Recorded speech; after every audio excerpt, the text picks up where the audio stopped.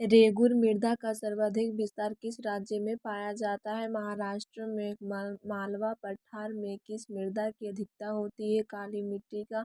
काली मृदा को स्वतः जुताई वाली मृदा भी कहा जाता है, जिसमें सिंचाई की कम आवश्यकता पड़ती है। यह मृदा कपास की खेती के लिए सबसे उपयुक्त मानी जाती है।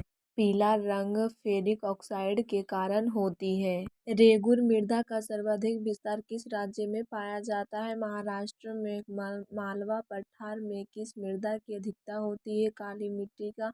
काली मृदा को स्वतः जुताई वाली मृदा भी कहा जाता है, जिसमें सिंचाई की कम आवश्यकता पड़ती है। यह मृदा कपास की खेती के लिए सबसे उपयुक्त मानी जाती है। पीला रंग फेरिक ऑक्साइड के कारण होती है। रेगुर मृदा का सर्वाधिक विस्तार किस राज्य में पाया जाता है? महाराष्ट्र में। मालवा पठार में किस मृदा की अधिकता होती है? काली मिट्टी का। काली मृदा को स्वतः जुताई वाली मृदा भी कहा जाता है, जिसमें सिंचाई की कम आवश्यकता पड़ती है। यह मृदा कपास की खेती के लिए सबसे उपयुक्त मानी जाती है। डेयरी शोध संस्थान के वैज्ञानिकों द्वारा अगस्त 2010 में हरियाणा के करनाल में गरिमा 2 नामक एक क्लोन भैंस विकसित की गई थी। एक ऐसी जैविक रचना जो एकमात्र जनक से अलैंगिक विधि द्वारा उत्पन्न होती है, क्या कहलाती है? क्लोन कहलाती है। वैज्ञानिक जेम्स डी वाटसन को आनुवांशिक के क्षेत्र में कार्यों के लिए नोबेल पुरस्कार प्रदान किया गया था। मनुष्य द्वारा निर्मित आनुवांशिक रूप से अभियांत्रित प्रथम जीवित जीव कौन सा है? डॉली है।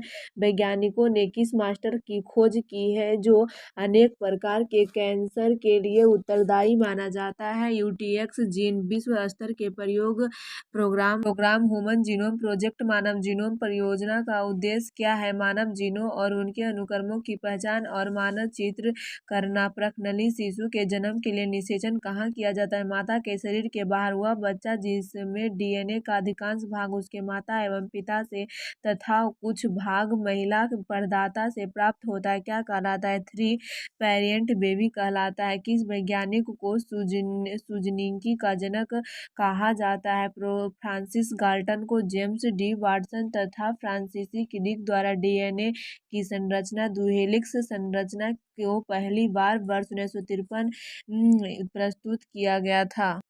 हाइब्रिडोमा प्रौद्योगिकी एक नया जैविक जीव प्रौद्योगिकी उपगम है। एक कॉलोनी प्रतिरक्षियों के वाणिज्यिक उत्पादन के लिए राष्ट्रीय जैविक खेती केंद्र कहाँ स्थित है? गाजियाबाद, उत्तर प्रदेश। टेरी नई दिल्ली द्वारा विकसित की गई माइकोडाइजा नामक फफूंदी फसलों तथा वृक्षों सहित लगभग सभी प्रकार के पौधों के लिए उपयुक्त मानी जाती है। सुपर राइस किसके द्वारा विकसित किया गया? डॉक्टर जीएस द्वारा। बीटी कपास के उत्पादन में कौन सा सूक्ष्मजीव संबंधित है? बैसिलस बुरिएंसिस। 3 अगस्त 1954 को डॉक्टर वेणुगोपाल के नेतृत्व में अखिल भारतीय आयुर्विज्ञान संस्थान नई दिल्ली में प्रथम सफल हृदय प्रत्यारोपण किया गया था। कायिक कोशिका